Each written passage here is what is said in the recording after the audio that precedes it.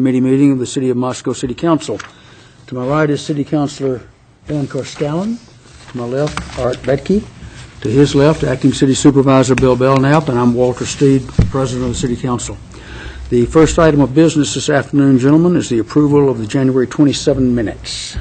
They look good to me. I'm perfectly okay with those minutes. Okay, three of us say they're okay. Item 2, Mr. Palmer. A disbursement report for January. Do you have your magic blue pen? Did you spend any money last month? We did. So this is the disbursements report for January 2014, and we do this every month. It's a summary of the major expenditures has been approved by category and represents 90% of the total expenditures of $1,654,444.36. And payroll was $895,900. The sanitation fund is $254,700, and nothing out of the ordinary on that. Utilities, $93,700, which $81,000, that's electrical bill. Again, nothing out of the unusual. Professional services is an array of things at $89,000, and it includes such things as janitorial services, Next Gen, and our audit that we're currently under, Terragraphics Phase 2, and environmental, and some snow removal. The supplies, $77,600, and employee benefits, $41,300. Construction, $23,700. Grants, $11,500, which includes the Humane Society and Heart of the Arts. And so it's about $600,000 in commodities and professional services. Is kind of a light part of the January. So anyway, nothing real big to comment on, to elaborate on too much. So. Any questions? Not for me. Nope, I have none. Yeah, I'll submit this for Bill. Pass that around, we'll get it signed up. Make sure I don't lose everything.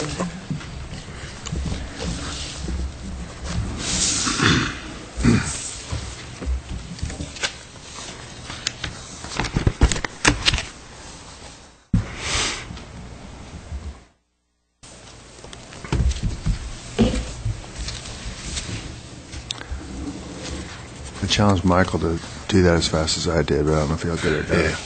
So, you got your motor users in. How's yours tracking? Pardon me? You got your motor users in. How is it tracking for the city? I got to look at that because I didn't get a chance to. I was trying to finish up the audit stuff. You need to define what you're talking about. The highway user, basically fuel tax. Yeah, I haven't seen it. How was yours? Right in there, it's not down a lot, so. But down a little. People need to drive more. Yeah, we need the gas tax to go up. They're not going to pass that in this legislative No, session. not this time. So, all right. Thank you very much. Thank you, Don. Okay, item number 3 is Mike Ray bringing us the 780 North Main Street lot division item. And he's bringing pictures, I presume. Afternoon, gentlemen. So before you today, we have a lot division proposal at 780 North Main Street. Just to orient yourself with the subject property, it's on the center of your screen outlined in red. So just directly north of Moscow Building Supply, we have Highway 95, Main Street to the west, Rodeo Drive to the north. You also have Jefferson Street to the east. You may have recalled there was a lot line adjustment a few months ago, which basically, there we go, shifted this lot line 125 feet to the north here for the expansion of Moscow Building Supply's parking lot, which hasn't happened yet. It also had the replat of Lot 1 of Block 1 of Parkview Estates, which occurred as well. Which basically just ended up creating these 6 residential lots on the west side of Jefferson Street. Looking at the zoning map of the area, subject property is currently zoned motor business, as well as property to the north, to the south, and to the northwest. We have that R3 zone property, which occurred with the replat of Parkview Estates Edition. And those are primarily are duplexes being built there? Yep, duplexes are being constructed. They're starting at the farthest south lot and heading north. I believe they have one constructed and are about halfway through construction on the one directly to the north of that, and they are duplexes. Taking a look at the MB zone, commercial uses require no minimum lot width or lot area, and there would just be a front yard setback which would be applicable to this division, which would be off of 95. There's also a street side setback off of Rodeo Drive, which is 10 feet as well, but there are no rear or side yard setbacks. So, closer view of the subject property is currently 5.14 acres in size. This would be the proposed division, essentially carving off in the southwest corner 0.42 acre piece with the resultant parcel being 4.72 acres in size. The rough dimensions are 152 feet deep by 120 feet wide. This will also include a plat map of the subject property. Once again, we've got the lot line adjustment here for Moscow Building Supply, the 0.42 acre piece here to the southwest. You also have the resultant piece here to the northeast. So, just wanted to go through a couple of issues as part of the development agreement for the replat of Lot 1, Block 1 of Parkview Estates Edition. Essentially, and as well carrying through the original Lot 1, Block 1 of Parkview Estates Edition condition on the development agreement was that a traffic engineering study be conducted before any building permits are to be issued for basically Lot 1 of the replat of Lot 1, Block 1 of the Parkview Estates Edition. So that would include any building permit for any of this portion here. And so we'll get to it. Staff recommendations, we're recommending that that be a condition on the division before you today. There's also an issue with providing access to the subject property. Currently, as part of Parkview Estates Edition, there was a cooperative agreement with ITD, which basically established Rodeo Drive intersection on Highway 95, and then it also approved an approach for this entire property, which was approved to be a 16-foot wide skewed entrance-only driveway, a northbound traffic on 95. And so the applicant's currently working with ITD in order to amend this approach, but that is what's currently approved, and I've also included that cooperative agreement at the back of your packet. So back up one if you don't mind. Sure. And I know you're not finished, but move forward one. Okay. Talk about the 16-foot skewed approach. Define a little better what you're talking about there. Well, if you look at, if you turn to the cooperative agreement that's within your packet, the last page, there should be a map. So it's like a roadway diagram. And if you turn it to a portrait format here, you can see in the southeast corner, you see 95. There's a north arrow, kind of to the north there. You see Rodeo Drive delineated. So it says proposed future 16-foot wide entry-only approach, and it kind of has an approximate location off of 95. Oh, it's at the, okay. So, Well, 95 isn't built the way they have it. No, Yeah. they show an Shown actual there. turn lane there Right. when it was constructed with a full 5-lane section through the rodeo intersection. There's no northbound turn lane at Rodeo? No, there's only it's just the It's just 4-lane. 2-lane. The northbound turn lane is up at Fire Station 3. the fire station there. Yes, this 4-lane section carries forward a little bit north. It quits at those and then three hashes It there. tapers back down to only 1 lane northbound, and then a turn lane extends as you approach the Quail Run intersection. So would the angled departure from 95 essentially take out the turn lane that goes down the middle? Would the shift the traffic lanes over and then use the inside lane for the diagonal departure? Because that's what it kind of looks like on the diagram here. Well, I think if ITD was to stick with this configuration, I think there's a lot of conversation needs to happen with ITD about the previously accepted and approved approach, but essentially you would take it off the easternmost northbound lane, which effectively serves as a turn lane as well as a second through lane. Well, actually, I guess that terminates, well, it carries through, I guess, a little bit farther north. That angled approach would still, come off that essentially easternmost northbound lane. And then with an angled approach going in like that, would the return north... You can never come back out. It goes in, but nobody said anything about where you come back out. You would have to exit potentially out onto Rodeo.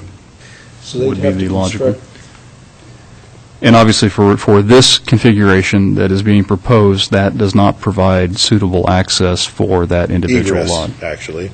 Yes. Yeah, and Or ingress, I mean, if it's up near, It's halfway it's through quite now. some north of the That's new true. lot that is being proposed, so it really wouldn't provide functional Yeah, it's almost in the center Access. of the lot, isn't it? So is this our problem, Um, approach? I'd say it is the applicant's problem in the sense that they need to gain access from the highway jurisdiction, the agency of jurisdiction on the roadway with ITD.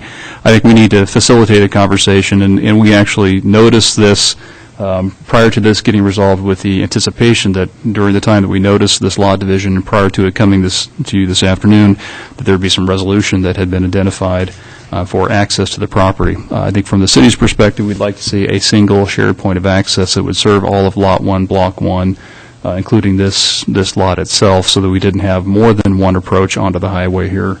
But the angled, as is shown on the diagram, does not seem to provide suitable access. And some of the standards, I think, when it was evaluated, the speed limit that was utilized in the evaluation was 55 miles per hour, and that's certainly not the case out there today.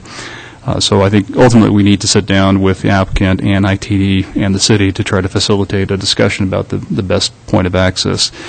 The options available to the committee this afternoon would be certainly to approve it with the condition that access be approved by ITD, which obviously has to occur for the state to allow them to have access on the highway.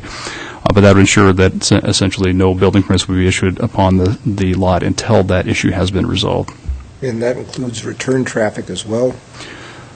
That is ultimately the applicant's burden. I mean, certainly, we need to sit down with ITD and find out what's the appropriate circulation and access to the site. If they're going to, if this 0.42 acres would be developed independently, then we need obviously to have access into the site and access back out. So it'd both be ingress and egress. But as part of, I think, probably a broader conversation about trying to establish a single point of access that will serve that entire remnant of Lot 1 of Block 1 that's on Highway 95 and Rodeo Corner. So access to this undeveloped property from Highway 95 is possible. It's just a matter of exactly how it is going to be done with ITD's approval. Correct. We have an They agreement. didn't preclude access from Highway 95. They had a way to do it that doesn't seem to make a whole lot of sense today. They have what was, I guess, the thinking 14 years ago when the rodeo intersection was being established and looking at access to the adjacent property. Certainly things have changed in that area since that time. And so I think we really need to sit down with IT and the applicant and identify what's the best route to provide suitable access to the property. The individual skewed drive may not be the ideal. The best answer. Okay, you had more, Mike? Just providing you my recommendations today, and once again, with all lot divisions, we've noticed everybody within 600 feet of the subject property. It's also been posted 7 days prior to the public meeting, so there could be members of the public out there wishing to testify today.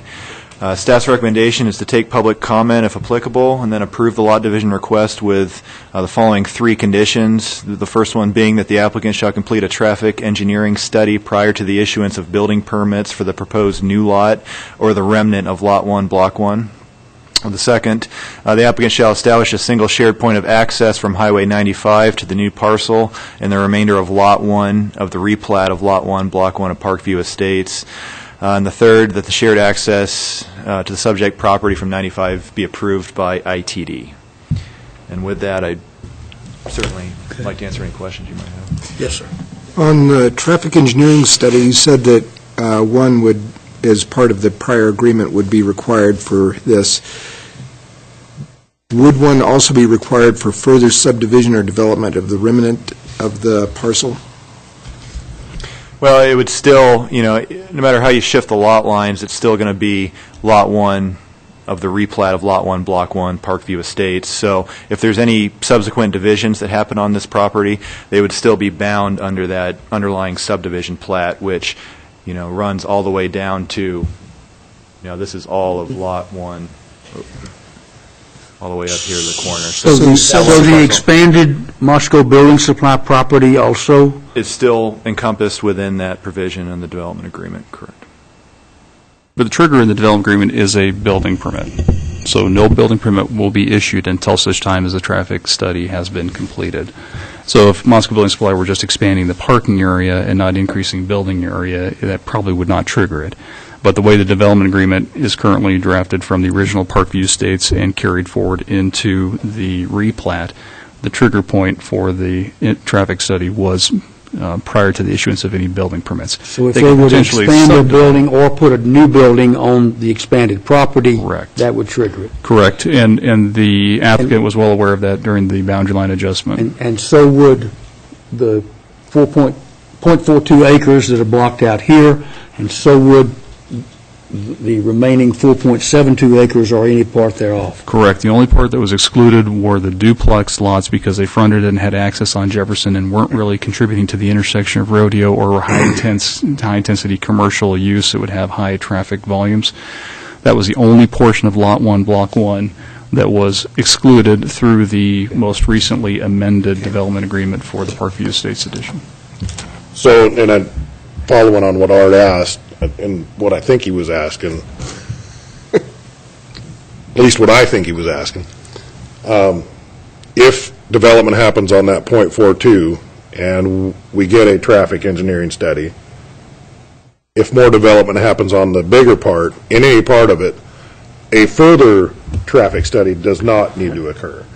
Or Well, does? no, actually, if somebody wanted to develop the .42 acres today and wanted to obtain a building permit, then we'd have to do a traffic impact study. That traffic impact study would take into account the .42 acres and the remaining 4.72 acres, because we would have to make an assumption of what the future use of that property would be.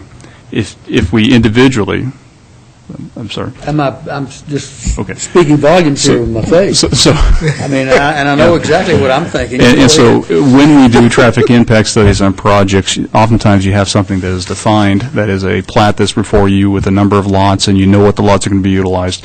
But you also oftentimes have undeveloped property that's anticipated to develop during the planning horizon of the traffic impact study. So if the horizon is a 20-year horizon on the traffic study, you have to take into account what's known development and what you're anticipating is future development that will occur during that time period.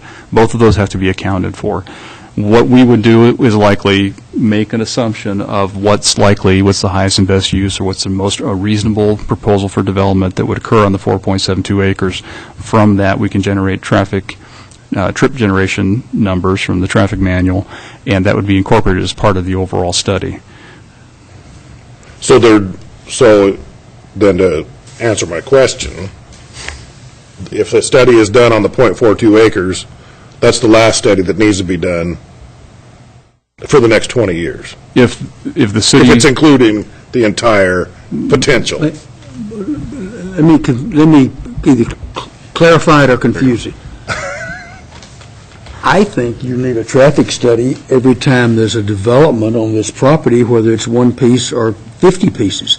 You could do the .42, and then what do you assume is going to go in the 4.72? A warehouse that will have 3 trucks a year pull in and out of it, or another Walmart that'll have 3,000 trucks a day.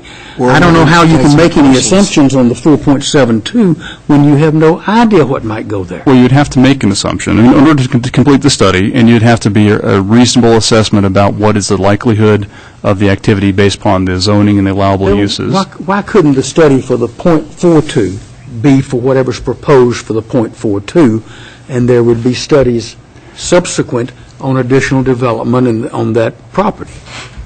I guess the concern or the risk is that you continue to defer any potential improvement obligations to the final point or to the final last remainder of the property.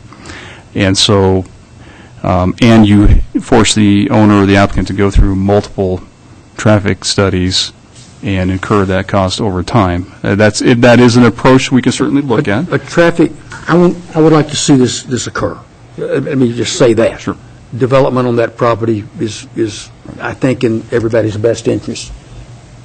But you can only, your study for .42 acres is going to be a smaller study about a smaller impact than anything on 4.72 acres, I would think.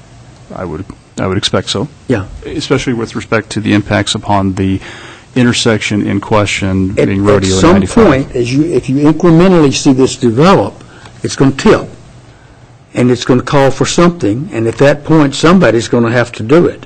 But if the owners of this Lot 1, Block 1, wish to slice it up like this, which is their prerogative, then the people buying these pieces, or the owner, depending upon what they negotiate between themselves, need to tell us what the impact's going to be for what's proposed on the property that's being developed.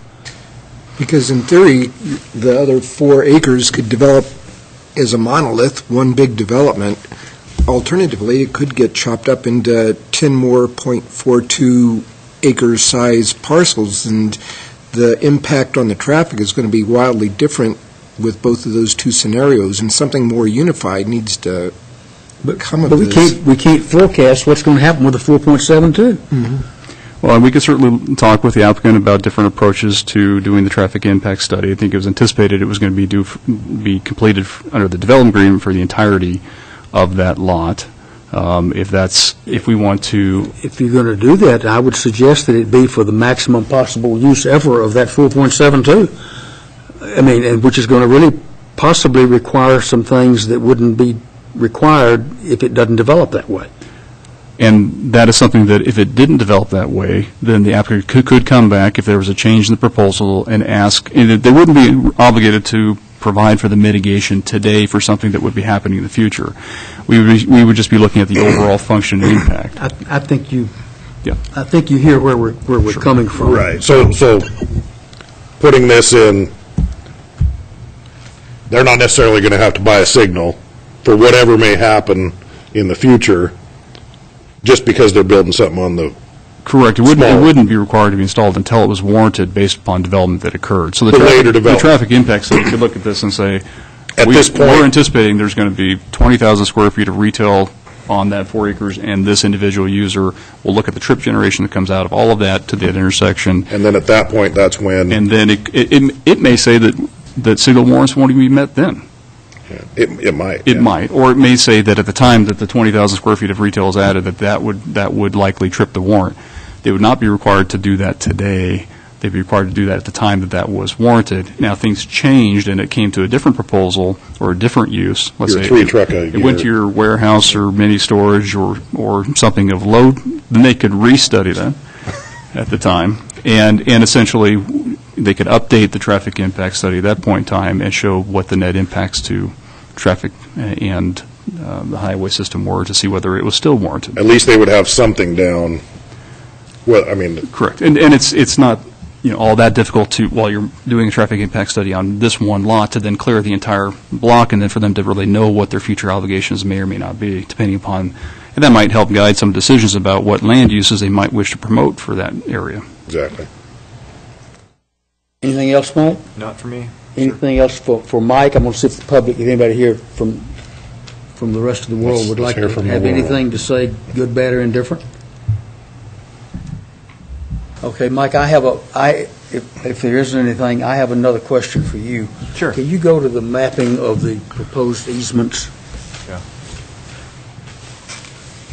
If you've got a proposed easement that runs east-west over to the back of the duplex lots, Correct. if you put, if that's to be the sanitary sewer from this proposed lot division, Correct. let's just say they're going to do another .42 immediately north of this .42. How do they get sewer out of their property? I think that might be a better question for the applicant's engineer. How you going to do that, Scott? Name, rank, and serial number for the record, please. Hi, it's Scott Becker with Hodge & Associates, 405 South Washington. Right now, there's sewer all the way along the backside of, there's sewer runs up here and over to here. Okay. There's also a stub that runs down into this area. So they're going to have to pump from here to this line to get into the line there. It has to be pumped. It has to be pumped. So if you develop further up here, in the event we get our access that we're working with ITD to get, there'll be an access road in here that would access the rest of this property. The next parcel would be up in this area, which we could tie into the sewer at that point. We've gained enough elevation to access that sewer. And So you wouldn't need an easement running north-south behind this lot? There would be an easement, but not behind this lot. There would be an easement here that would, Okay. a main that would run up. Okay, So it would be a dedicated main okay. that we tie into. And since you're carving pieces off of a large piece, and the sellers have the interest in making it work, they would be willing to provide easements for same? Yeah, absolutely. Okay, all right. Answers my question. Anything else? Just as long as number 3's in there about ITD and getting access to 95, or preferably Rodeo Drive. But for that first lot, getting access on and off 95, I don't want to see us turn into Coeur d'Alene and have bunches of business dumping out onto 95, slowing everything down horribly. Makes a traffic problem. So I hope that with number 3, people are looking further ahead is to the broader development of the remnant of the site. Right. And just to touch on that point, Mike and Bill did a great job. But at the time that development agreement was made with ITD, that was a 2-lane highway at 55 miles an hour. Now they put in a dedicated turn lane. They put in a dedicated right lane. So I don't think you'd notice any difference then going out past the Palouse Mall. You don't even have the same level of traffic as that area. And that doesn't seem to be too obstructive. Another option that we were going to discuss with ITD is maybe right turn only out of that lot, so it wouldn't affect traffic as adversely. Or maybe even consider internal roads as necessary, depending on how it develops. But that's over the rainbow and outside the scope of what we're talking about. Well, eventually this would make the connection to Rodeo Drive. That entrance would connect to Rodeo Drive for any other portion of the development. Okay, anything else? I'm good with it. Okay. So your intent is to take this to council at the next meeting? And these typically go on consent if there's, Okay. there is a general consensus among the committee to recommend support of it. We can place these on With consent. the recommendations of staff, yes. Yeah, I agree with those. I think we're good. With the We're moving it conditions. forward with the 3 conditions. Okay, thank you. Okay. As much as I would like to say there's something else for us to talk about, I don't see anything. I don't either. What the heck, man? We are adjourned. Thank you all.